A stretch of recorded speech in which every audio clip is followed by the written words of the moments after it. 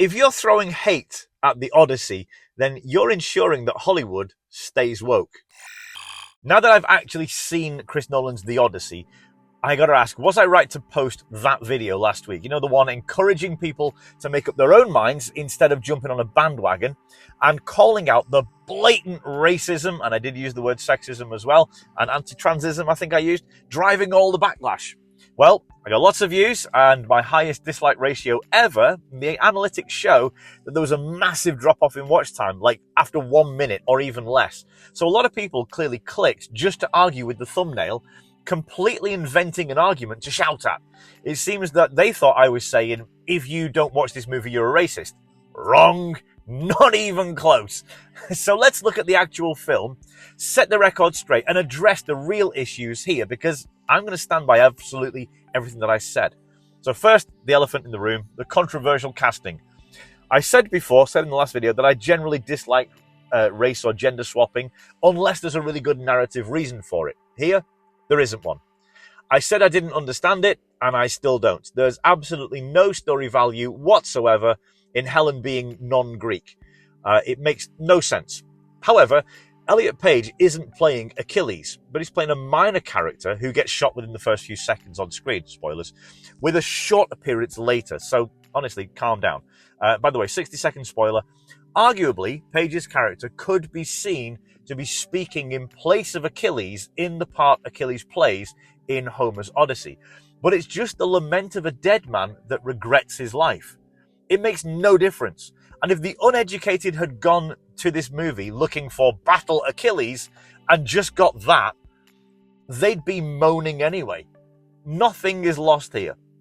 Between them, the controversial castings have maybe 10 minutes of screen time between them, much of that without lines. They are completely minor characters. So if you just flat out don't want to see a trans person on screen, or you don't want to see a black person in, a non-traditionally black person's role, then you won't like this. But otherwise, these characters are just low-key. They're not part of the main story, which is why I'd say that this film is not trying to be woke. Because if it were truly pushing a woke agenda, then the major characters with actual screen time and lots of lines would be the ones getting inserted, not just background characters. Although, no one's complaining about Himesh Patel playing Odysseus' Indian right-hand man. But we won't go there. That one's escaped controversy so far. But look, the core themes, the messaging, the overarching story, the woke shoe just doesn't fit this movie. Sorry, dude. My last video argued that a lot of people were boycotting this movie based on fake news. And the post-reaction release proved me right. So thousands of people avoided this movie because they fell for dishonest dog whistles like these. And now, this. Now look at this screenshot circulating online right now. People are sharing this with absolute unironic belief. If that's you, let me help you out. So firstly, this is not what that shot looks like.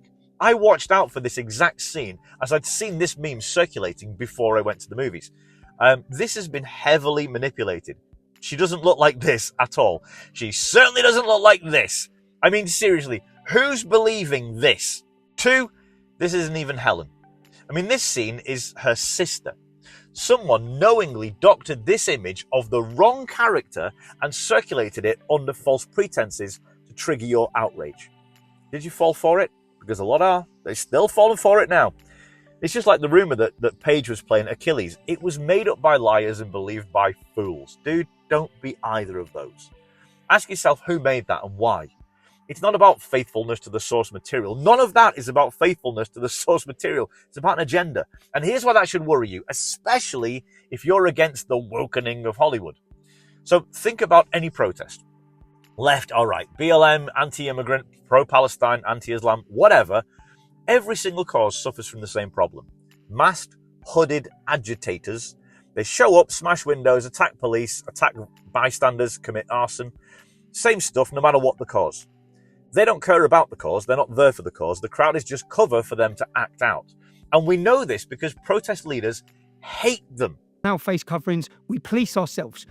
Why? Well, because the moment things get violent, the media stops covering the actual cause and only covers the chaos. the opponents of whatever you're marching about, your opponents, they win, because it's easier to paint the entire crowd as violent extremists than to engage with the argument. They can discredit you. Then they use the media to pump the images to portray who you are as a movement. You see where I'm going here? Stop giving them the excuse.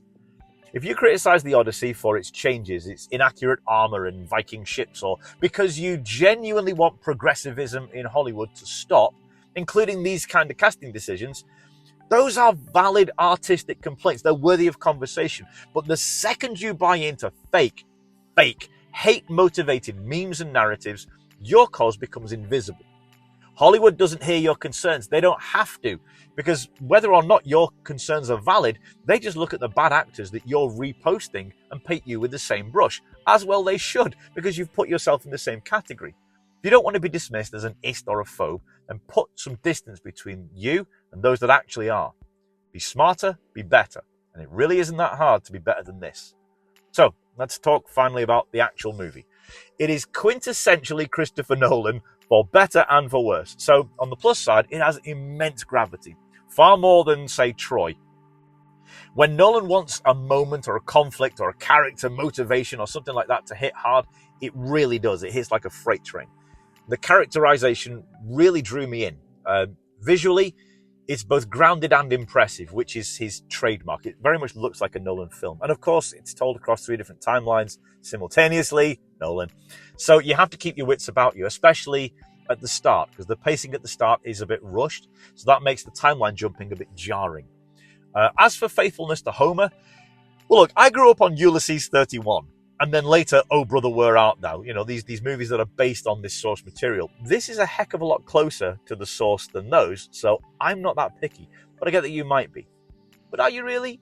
I mean, let's be honest. Troy, 300, Noah, Braveheart, Gods of Egypt, none of them were historically faithful at all. And they did get some grumbles, they got some complaints, but they never faced a fraction of this backlash, right?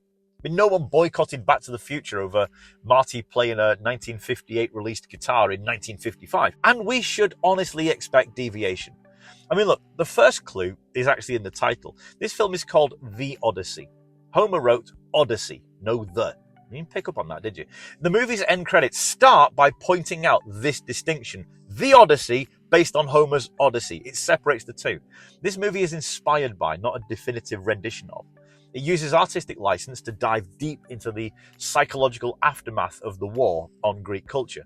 And I love that thematic depth, even if the dialogue makes you hear the phrase Zeus's law in your sleep afterwards. But you only get that depth by embellishing the story, not just by treating Homer's poem like an actual script. And no, this does not explain away the liberties taken, and I'm not saying that it should. My point is, this is art, not a history lesson. So this didn't really bother me, although it's a subjective point, I admit that.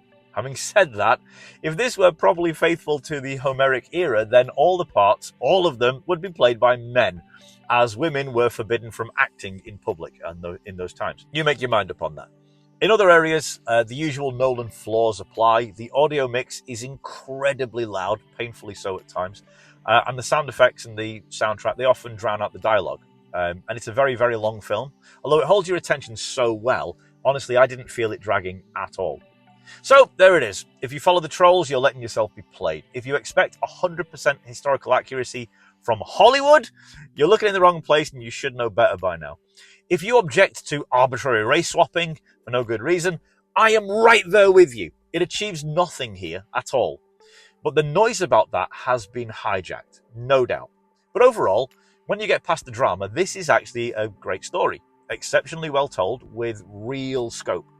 And unless you just can't get past the race, trans, accuracy or whatever issues, and honestly, you do you, live your life.